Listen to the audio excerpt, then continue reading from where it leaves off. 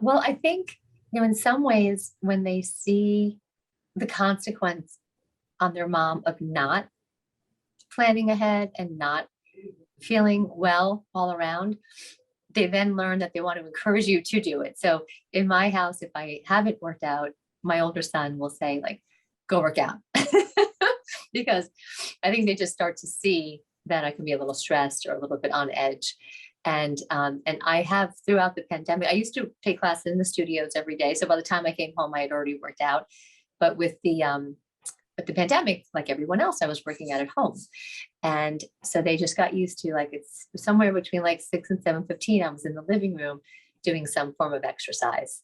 And they just got used to it. And I would be in a very good mood afterwards because of the endorphin rush and just knowing that I had spent some time with myself. And they just got so used to it.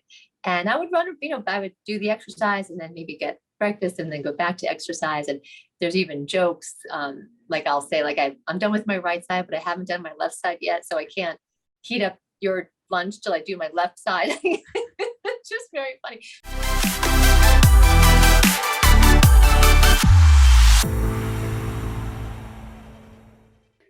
When you're stressed, what is your go-to strategy to calm yourself down? Is it get a snack, have a drink, or experience a lot of anxiety? What about exercise? Today, we're talking with Jennifer Maanavi. She's the mama of 3 kiddos and also the CEO of Physique 57. Jennifer shares with us her journey to becoming a boss mama after she graduated with her BA from Boston University and then her MBA from Columbia. She fulfilled her childhood dream of a career in finance. She was in finance for about a decade, and then she pivoted to starting her own company, Physique 57. It was exciting because this combined her love of dance and her interest in entrepreneurship, but it was also incredibly stressful. She was a new mom and she didn't know how to handle all this stress. What was interesting is that when she was stressed, she would go to peppermint patties and Diet Cokes. And what she realized was that Mother Nature actually had the magic elixir for her: exercise.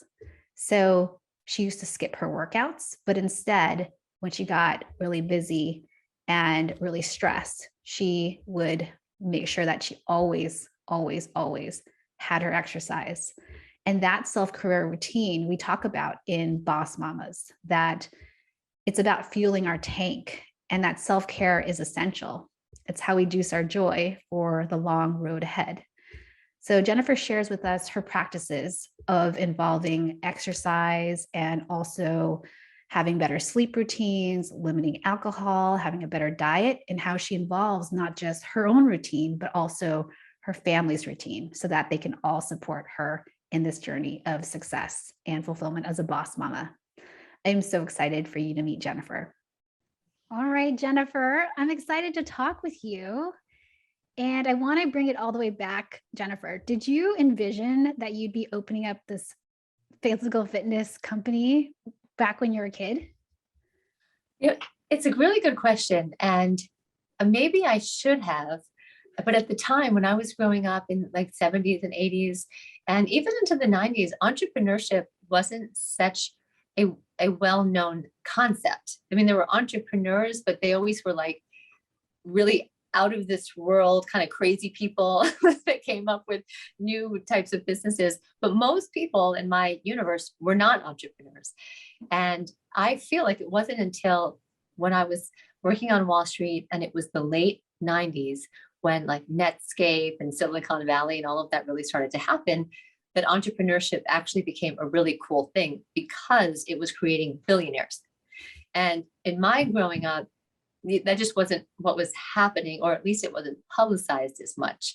So I was growing up with IBMs and Morgan Stanleys and big companies as the focal point, not, oh, everyone should just go quit their job and start something new. Like, that was not happening. However, looking back at my childhood, I did start a cheerleading squad when I was in 3rd grade, which is very fun.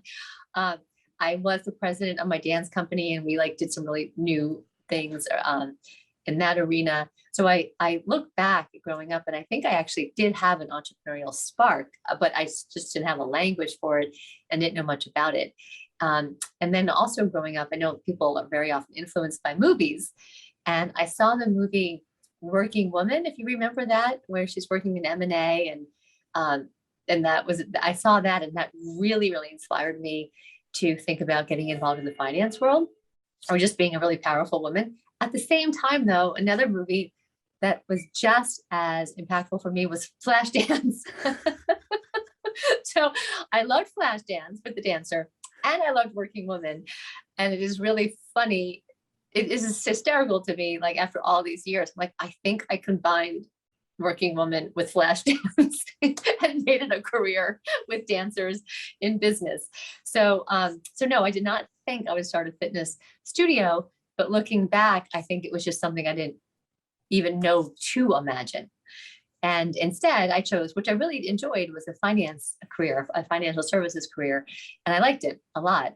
And it didn't really dawn on me to start this until the opportunity presented itself. I'm picturing you combining this. I think it was Meryl Streep, right? That was her business movie, or Diane Keaton or something like that. No, it was, no, oh my gosh, it was the other one, Don Johnson's wife. No, not, oh my gosh, I can't remember her name, but she's, and I think she was married to him, and now she's married to Antonio Banderas, but I can't remember the name, but if I remember it, I'll say it. But it's so funny. Flashdance and Working Women, those are so iconic 80s movies. And you're right. Entrepreneurship was not the thing. You wanted to go to McKinsey or Morgan Stanley or Goldman Sachs and get this job on Wall Street and wear a suit, not go off and do this tech startup thing. That seemed a bit risky and wild. So I know. Melanie Griffith, that was her name. Melanie Griffith. Nicely done. Melanie Griffith and Jennifer Beals combined yes, ended up being my, like my inspiration. So I'm picturing this, because now you're working in finance and it's the dream job and you're wearing the suits. And what then got you to lean toward the dance, the flash dance? How did you pivot? That's a huge pivot. It's a huge pivot. Well, I had danced growing up. I danced almost every day after school, danced all weekend. I was in a dance company in high school. Didn't dance that much in college just because there wasn't as much time for it. But I really grew up as a dancer. And I think whether you're an athlete or a dancer or musician, when you or have other very focused pursuits growing up, they just don't leave you, because you really start doing them and they just become part of your fiber. So even though I don't necessarily dance right now, if I was dancing from 2 to 18, and it's just in your body. And so when I graduated from college and was living in the city, I just still wanted to dance or move and do exercise and do what I was used to. And I really just couldn't find anything that I thought was, and so dance. So let me say this, just in case you don't know this. New York City is the hub, obviously, for dancing and acting and singing and a lot of a lot of those areas. So even if a class in New York City is called beginner, that's for like, I'm 2 days away from being on Broadway. That would be what beginner is. So you can't even really do beginner classes in New York City unless you're almost pre-professional. So I didn't really find that many places to dance when I lived in the city. I took like intro classes, and that was maybe more my speed. So there was a little bit of dance, and then I would go to, at the time, it was mostly gyms and some yoga studios, but nothing really in between. So I would go to a gym to take an exercise class, and that didn't feel right for my body because that just didn't always seem safe or appropriate. And then I would go to a dance class, and these like 16-year-olds were pirouetting all over the place. I was like, oh my gosh, like, will I never move again? And then I went to business school, and then I was really just too busy to even think about it. And then as I was graduating from business school, I asked a friend, well, where do people work out? I haven't been able to find a place that I think is really safe and effective all at the same time. And the recommendation was to try a bar class. And there was only one studio in the city at the time that offered a bar class. So I went there 3 to 4 times a week. I loved it, did it for 5 years. And I really loved that form of exercise. It I lost dress sizes. I was more flexible. I felt stronger. And more importantly, I felt more confident. And I had not in my past equated physical fitness with mental fitness. I just thought physical fitness was just about maybe being thin and looking good. And then I realized as I was doing this all throughout my 20s now that there was many more benefits to exercise than just clothing size. It was really more about the confidence and self-esteem and the like renewed interest in trying to do something better and harder the more you do it. And I just fell in love. And then I guess, sort of fortunately, unfortunately, that studio for really just real estate purposes had to close down. So I quickly, when I say quickly, I mean like really quickly, like within days, tried to snatch up. I tried to buy that business and that didn't work out. So fortunately, the owner gave me the name of the top instructor there. So that's Tanya Becker, the co-founder of Physique 57, who 16 years ago, I just started cold calling and told her I wanted to keep this business alive or start something similar or just whatever we can do together. And then I quit my job and we just started it within really very few weeks. We started Physique 57. We didn't actually have a name for a while. That went by so fast, Jennifer. How did you go so fast? Yeah, so fast. I mean, you're working in finance. It's really busy. You're, I imagine, cramming in the class in between all the things you're doing. You find out the business is closing. You talk to Tanya. I mean, how fast does this happen from finding out, talking to her to starting it and then quitting your job? Like, how fast does that happen? Like 8 weeks. So 8 weeks. And the first thing I did was quit because I just felt like it was a full-time job to get this started. And that's not necessarily advice for all entrepreneurs because that is a risky proposition. However, I will say, candidly that I have met women who want to start companies and they're doing it like on the weekends or when my child's taking a nap or over Thanksgiving break. Like, I really don't think you can truly start a company. You can contemplate starting a company, or you can put some pieces together of what might someday be a company. But if you really want to start a company, it's a 50, 60, 80 hour a week before you have anything. I mean, before Tanya even said yes, I had a real estate agent. I had been in touch with ADP for payroll. I had a branding agency. I had an accountant. I had a lawyer. And that's all before Tanya even agreed to meet me, let alone start a company with me. She was like hanging up on me all the time, thinking I was insane. So you have to there's a lot to do to start a company and a lot of it's infrastructure. So that's not something I could have done at night or on Saturday. Absolutely. And I love that you just took the jump. Like, you believed in yourself. You threw yourself into lining up all of these different contacts, and you yourself you're the customer of this business. I'm the total customer. Yeah. And I really believe that it's always been a little bit easier to market to myself. So, and now one of the challenges is I'm marketing to myself, but I'm marketing to myself that was 15 years ago, because our target market is 28 years old. And I'm not 28 years old, but at the time I was close to 28 years old. And so we really market to women between like 28 and 32. That was a little bit easier when I was 28 to 32. So it is very important to keep that group close. Like this morning, I had coffee with an amazing friend, mentee in many ways, who I think is 32 or 33. And I just be with her all the time. And I just want to know everything about her because that's really who I'm marketing to. So I want to go back to this piece of you were benefiting from the connection to exercise, not as a way to stay thin, but also as this powerful way to get into mental fitness. So how did you get really clear on that? Because sometimes you could say, well, I'm on a runner's high, so there you go. But how did you get so clear on that connection? Do you have a story or a moment or anything that really helped you get clear? Yes. And it's bizarre, but yes, yes, I do. So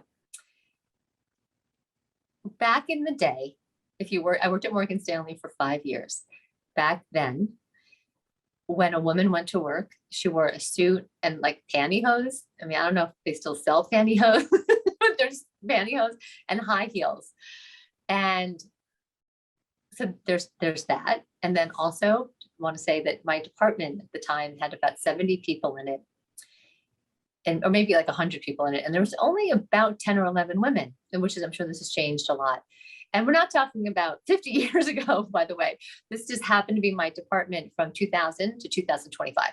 Just did not have that many women in the department as like associates and above. So there's only a few of us in these high heels and these pantyhose and these Brooks Brothers suits and mostly men. And there was something about going to work and having very sore thighs and very sore arms and very sore abs all the time, because bar exercise is very challenging. So you're sore most of the time. And I would feel like if I was walking into a boardroom, quote unquote, or any meeting, or just walking down the hall, and I was a minority, and I was also young, so I was a young female in the department, and just knowing that I had the night before worked out my body so hard that I actually had trouble walking in these high heels, that alone made me feel very strong. So I was like, who else can hardly walk because their thighs hurt so much? Who else can hardly like laugh because your abs are killing you? And there was something about the fact that the night before I'd pushed myself beyond physical limits that made me think I might as well do that mentally and intellectually. Mm-hmm. That's awesome. I remember for recruiting these banks and consulting firms, they would look for athletes because athletes had not necessarily the content, but they had the mindset that it was game time. And the same ability to perform under pressure is the same ability out in the boardroom or presenting to an important client. And you saying, being sore, knowing you did it, you push yourself to the limit. That same thing applies to business. So I love that so much. And I just want to give credit to dancers and singers and actors too, because maybe for dancers it's physical, for others maybe not so physical. But the beauty, I think, and so a lot of bar exercise comes from dance. So when I found bar exercise, it's very much like an adult person's dance class. And what I think isn't really talked about enough, and it should be, and this is for athletes and for other performers, is the concept of being so open to edits and revision. So when you're a dancer or you're an athlete, and you have a soccer game, or you're a dancer and you run through your performance, there's always the notes. You get notes, and they say, okay, everyone meet back here for notes. And it's not personal. And they just go around and they say, okay, Jen, when you're doing that, make sure you do it this way next time. And you have to do this time, or you have to be louder. You have to stand more in the back. You have to be like, you just get your notes, and you don't get upset about it. If someone tells you your leg needs to be straighter, you just say, okay, note to self, my leg needs to be straighter. And in athletics, it's the same thing. Like, you need to, rush to the goal faster, or you need to have a better swing with your lacrosse stick. Like I'm not at all into sports, so I don't know what those notes would be. My children are, but so you just know that you do something, you get notes, and you do it again differently and better. And I think that, and that is also for exercise. Like, you'll do something, and the next time you're going to do it a little bit better or a little bit differently. And I think that embracing the concept of edits and revision is really important in business also. Oh, absolutely. And even taking feedback, it's so hard to not take it personally, and to have a dancer or an artist get so much critical feedback, but then not see it as criticism, but ways in which they can develop their practice. So healthy. Mm-hmm. So I'd love to take it to now you're starting Physique 57, and you're in the throes of all of the 80-hour work weeks. And in that time, you have your own family. So can you talk to us about that? Because how did you fit that all in as a mom with this dream, with a partner, trying to expand? How did you stay sane? How did you, I don't know the word balance, but whatever you call it, how did you manage it all? I just one day at a time. And so my son was 1 when I started Physique, and then I had a daughter and then another son within about 8 years, and which is amazing and so fun. Um, and I do say very often, everyone is a priority, and I give everyone my attention, just not all at the same time. And sometimes there are just days that it is kids first, like especially with the pandemic. It's like kids, get the kids online, figure all that out. And then sometimes it is work first. Like I've worked many Saturdays and Sundays, and that's that. But then maybe another day I do class pickup, and which I wouldn't normally do. So, or I've taken entire days off during the week just to, if someone has, stays home, has a holiday. So it's really fun. And I just sort of like take it day by day. And I've actually said to my mom before, sometimes I take like every 15 minutes by 15 minutes, which I know that doesn't sound like, I don't think we should always live our lives by 15 minutes, but like literally sometimes like the phone can ring and everything changes. Like this morning I woke up and my daughter had a fever, and in this post-COVID era, it's like, oh my gosh. So like the amount of things I had to do this morning because I thought she might have COVID, and like the contingency plans and all of that is like, really, I did take life by 15 minutes all day until now, which thank you for being so helpful this morning. But it's just every day, you just really don't know what's going to happen. But bringing my kids along on the journey, I mean, there's so many funny Physique stories that they're really a part of. And they know all about Physique 57, and they think it's fun. They've been to the studios, they've played around in the studios, they've really been a part of it. My older son is 17. I talk to him about the business, and he gives me advice on the business, and it's really been fun, and it is 100% all doable. And the other thing, I think for women in particular, is that it's very, very hard to plan. And I've met with so many young women who say, well, first I'll start this, and then I'll have a baby, and then dot, dot, dot. Like, by the way, like, there's no way for you to plan when you're going to have a baby. Like, just forget everything you just said. Like, just do it all.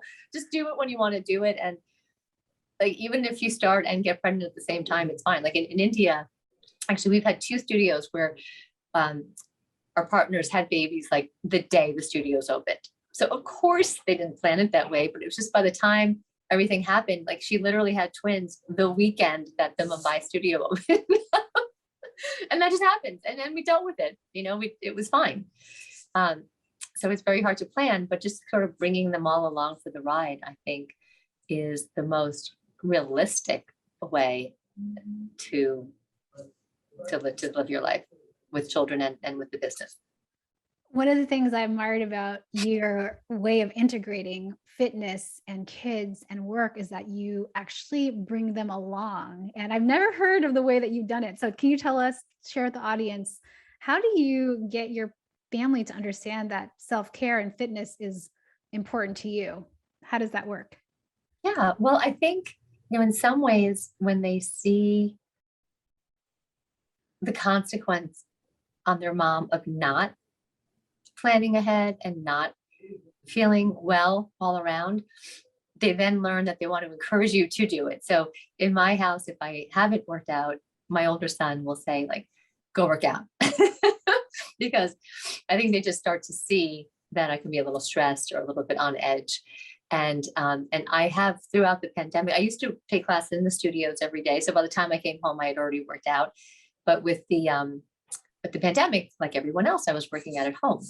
And so they just got used to, like, it's somewhere between like 6 and 7:15. I was in the living room doing some form of exercise, and they just got used to it. And I would be in a very good mood afterwards because of the endorphin rush and just knowing that I had spent some time with myself.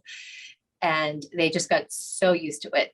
And I would run, I would do the exercise and then maybe get breakfast and then go back to exercise. And there's even jokes, like I'll say, like, I'm done with my right side, but I haven't done my left side yet. So I can't heat up your lunch till I do my left side. It's just very funny. So it just, if it becomes part of the conversation, and in my opinion, like, it just became part of the conversation, and I didn't say, oh, sorry, I'm working out, or I won't work out today because I'll do this for you. It's like, no, like I do this every morning and this is just what I do. And if you want, and now they say things like, are you going to be out front in the morning? Which really means, am I going to be on the mat in the living room in the morning? Like they know where to find me. And I actually think that they find it comforting to know that I'm there. Like there's so much consistency, like mom's there at this time and you know where to find me. And I mean, they can find me other times, obviously, throughout the day, but that's like become a constant in the family. And like, that's another example, just bringing them along for my schedule. And I'm inflexible, but it's pretty much known that that's where I'm going to be. I think that's great. I also really believe in bringing the kids along. Each morning I meditate and go running, and they're so used to it that they're like, well, I guess I should wake up daddy to get me breakfast. I'm like, well, obviously you should do that. Yeah, do something. It's so good. There's not even a question. So I love that so much.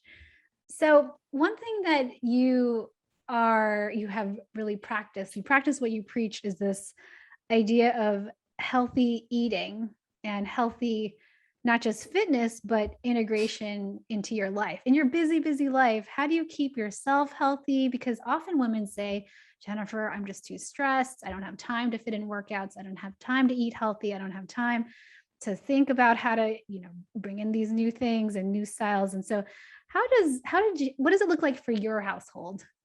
Yeah, I think so. Here's a couple of things. One is I grocery shop and buy groceries only for me. So there's the family groceries, and that's a whole other conversation. And then there's the me groceries. So I use Fresh Direct a lot, which is a grocery delivery in the New York area. So it might sound selfish, but most of the time when I'm ordering from Fresh Direct, it's just my food. It's just for me. And I'll throw in like the yogurt with the M&Ms that the kids like, that whatever that's called. And I'll throw in like the potato chips and stuff with the kids. Sure. But mostly that grocery shopping is for me. And you can save your shopping list, and it's not going to sound so exciting, but it's really healthy. It's the spinach and the peppers and kiwi and just whatever, like the nutrition that I need for the week. And then there's a separate, and also my dinner and my breakfast and my lunch, all that has nothing to do with the children. And then separately, there's the kids grocery shopping, which is a whole other, I have 3 kids, all very athletic. So that's all different types of food. I don't expect to eat it. I don't want to eat it. I'm not asking anyone to incorporate my food into their food. I don't ask them to eat my healthy food. They don't ask me to eat their cheeseburger. So, in some ways, someone would say like, but shouldn't you all like live together? And I don't know how you can do that. If like, why should I be eating what a 17-year-old boy eats? It's like the last thing I should be eating. He's a varsity soccer player.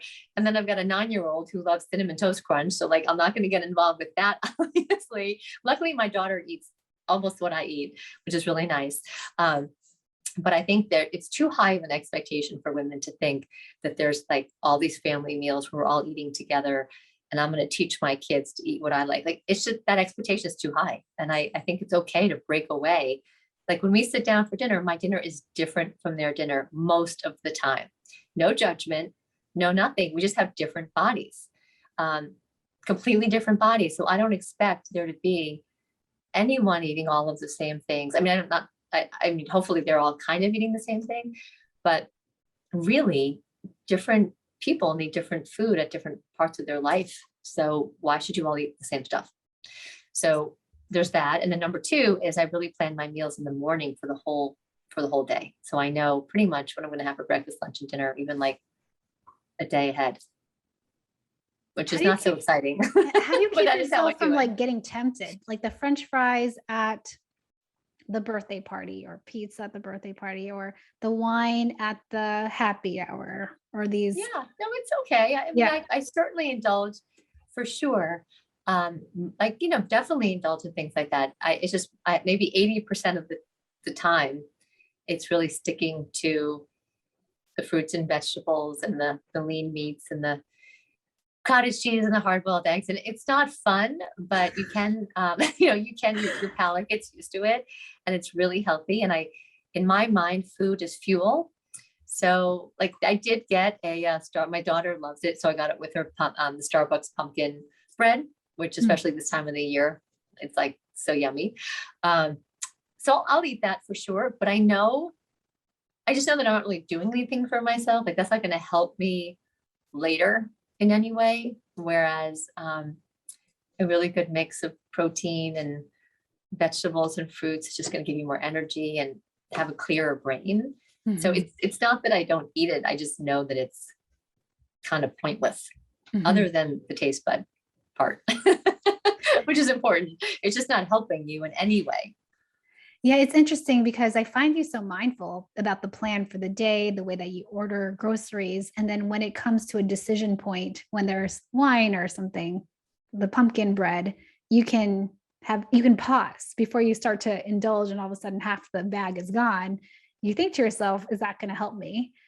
And then you treat if you want to, but you pause and think about it, which is really, I think, mindful and awesome. Oh, thank you. I think taking, and there is certainly something called emotional eating, which there's nothing wrong with it.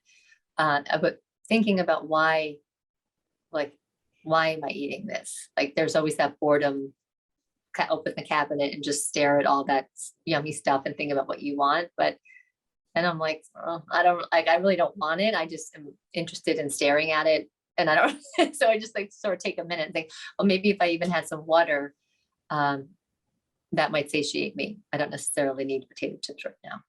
That's great. So what would you say then, Jennifer, to someone who said, wow, everything you're saying makes a ton of sense, but it just sounds like a lot right now to go to a bar class and plan every meal and have the different meal from the kids and do the cutting board. Like, what would you say to help people start to take on this habit? Yeah, I think it's just one step at a time. I think it's one step at a time, and also potentially, which is again not so fun, but embracing the concept of repetition. And again, but also just with an emphasis on the fact that repetition actually frees up your mind to do other things. So like some women I know, and I tried this myself, if I'm really busy, is the concept of a uniform. I don't know if you've heard about women just embracing the idea of a uniform because it's one less decision you have to make. So like there's women I know that just wear a black turtleneck sweater, jeans, black boots, done, like pretty much every day. I don't think it's the same sweater and the same jeans, but like they have a uniform. And they say, especially if it's like a busy time in their quarter of the year, or for some reason they might say, and I've done this too, like I will adopt more of a uniform because I have no time to think about what I'm going to wear. And the benefit of that is then I have a whole other half hour or 15 minutes or whatever to think about something else more productive. So one thing that I would invite people to think about is that this discipline and this repetition might seem really boring or hard to attain, but actually once you do it, any other way of living seems really complicated. Like if someone said, like, each night I want to at 6 o'clock think about what I'm going to have for dinner. To me, like I don't like that's like a lot of like brain cells. Like I don't even know how to think that way. And that would seem to be very stressful. So while this other way of living might seem stressful, I think the on the fly, spontaneous, hey, I'm hungry, I'm going to go find something to eat, that to me seems like 10 times more stressful because you have to think about that when I've already thought about it and I could sort of check the box a long time ago. Oh my gosh, that's so good. I love your description of the uniform and also these other aspects because it's these habits like brushing teeth and then flossing or getting up, meditating and running. Those aren't decision points for me because if they were, like, how would I want to floss my teeth or go running? It's cold outside and I'm kind of tired. Why don't I lay down for longer? But once I remove that option from my plate, it's just, or even having vegetarian versus meat, it's a lot simpler. So I completely agree. And I love that advice. Okay. So Jennifer, we're going to go into lightning round questions. Are you ready? Sure. Yeah. Chocolate or vanilla? Chocolate. Cooking or takeout? Takeout. Climb a mountain or jump from a plane? Climb a mountain.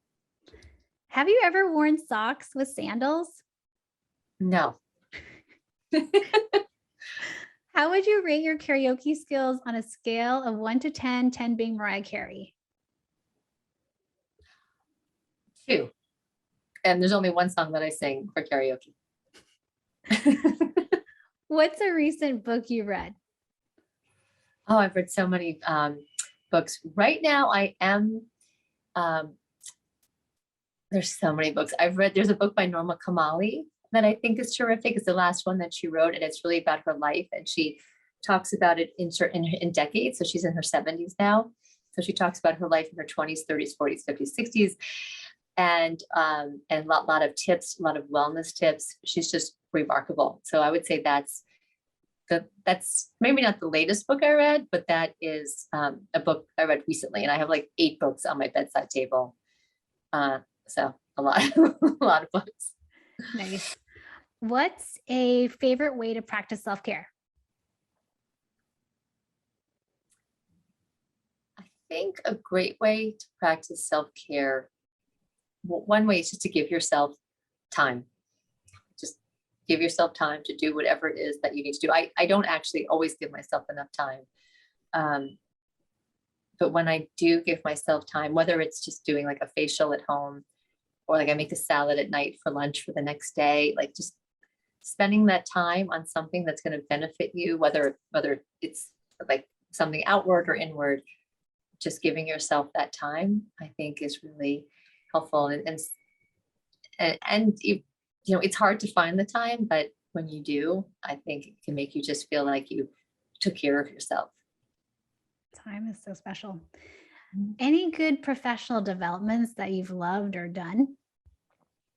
Yes. There's a lot. I have to say, I'm a fan of Tony Robbins. I may be controversial here and there, but I listening to him, he has so many, he has an app, and on the app I think it's like from the last 20 years, it's all of his different courses are on one app. And I don't listen to it every day, but maybe once a week, I'll listen to about 30 minutes of it, just walking down the street. And it's like goal setting, like having high expectations, setting your goals, being mindful, like just reminders of things that we all do. It's just we don't do it with such intention. And he just really gets me going. And then there is another really nice podcast called Small Things Often by the Gutman Institute. And I think it's 5 minutes. And I'm pretty sure they do it about once a week. And it is completely about small things often to enhance your relationships. And it's just beautiful. It's like how to listen, how to respond, how not to get angry. It's so good. And it's only 5 minutes. And it's really about doing small things often, and how those little small things often can really, really improve and amplify the benefits of any relationship you have. What's your definition of a boss mama? I think a boss mama is someone who's empathetic, but also has high expectations for people, and is inspiring, and also aspires for bigger things. And I really, really care for my team at work very, very much. And some of the people I've worked with, it's been for over a decade, and they're just terrific. And I've learned so much from them. And I try to, just by us working together, I think we learn from each other. And I try to be a role model as far as work-life balance and my goals for myself, and really asking organizations and people to try harder and raise the level of ambition. And if I could raise the level of ambition for not people just in the workplace, but even outside, then I would consider myself a boss mama. Nice. What advice would you give your younger self? I think the advice that I would give is that it's very hard to have control over anything other than yourself.